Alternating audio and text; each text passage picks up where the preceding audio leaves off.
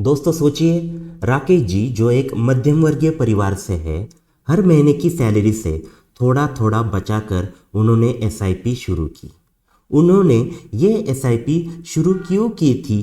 ताकि आने वाले सालों में बच्चों की पढ़ाई, घर का सपना और रिटायरमेंट का सहारा उन्हें मिल सके। लेकिन अगस्त 2025 की एक खबर सुनकर उनका दिल बैठ गया। खबर क्या थी? खबर थी कि म्यूचुअल फंड में इनफ्लोज जो है अगस्त में वो 21% गिर गए। 21% गिर गए। जुलाई में लोग करीब 42,700 करोड़ का म्यूचुअल फंड लेकर आए थे, लेकिन अगस्त में ये रकम घटकर 33,400 करोड़ ही रह गई। यानी एक ही महीने में 21% की गिरावट म्यूचुअल फंड में आई है। और दोस्तों, ये सिर्फ आंकड़े नहीं है, ये हम सबके सपनों से जुड़ा एक सच है। तो चलिए आसान भाषा में समझते हैं कि आखिर ये रिपोर्ट क्या है। अगर रिपोर्ट की डिटेल देखें तो एक चीज समझ लीजिए कि एसआईपी करने वाले लोग अब भी टिके हुए हैं, क्योंकि जुलाई में लगभग 28,400 करोड़ रुपया इनफ्लो में आया था। अगस्त में भी उतना ही है। उसके बाद अगर हम सेक्टरल की बात करें तो सेक्टरल में जो सेक्टरल और थीमेटिक फंड्स जो है दोस्तों, उसमें बड़ी गिरावट आ गई है। उसके साथ साथ स्मॉल कैप फंड्स जो है दोस्तों, उसमें भी निवेश काफी कम हुआ है। लेकिन लार्ज कैप और फ्लेक्सी कैप की अगर हम बात करें तो यहां पर थोड़ी स्थिरता देखने को मिल रही है।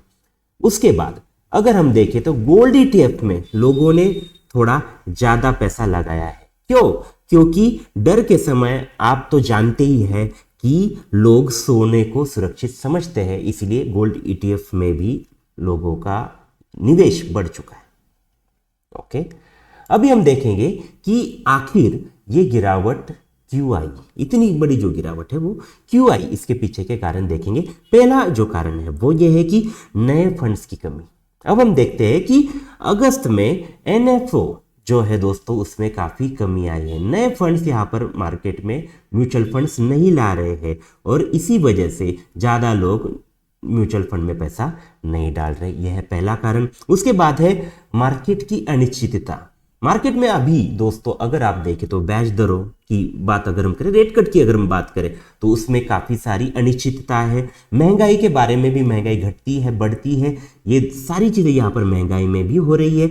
और दुनिया भर की आर्थिक खबरें जैसे जियो पॉलिटिकल जो चीजें हैं, उसका भी प्रभाव मार्केट पर पड़ रहा है और इसी वजह से मार्केट काफी अनिश्चित है।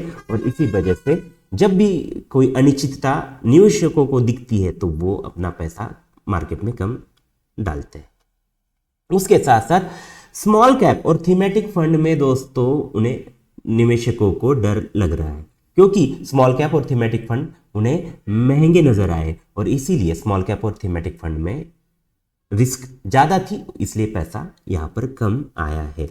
उसके साथ साथ जब भी कभी मार्केट में काफी अनिश्चितता दिखे तब गोल्ड की तरफ निवेशक जाते हैं और इसीलिए सेफ हेवन के लिए, सेफ साइड के लिए लोगों ने गोल्ड में और डेट फंड में ज्यादा निवेश लोगों ने किया है।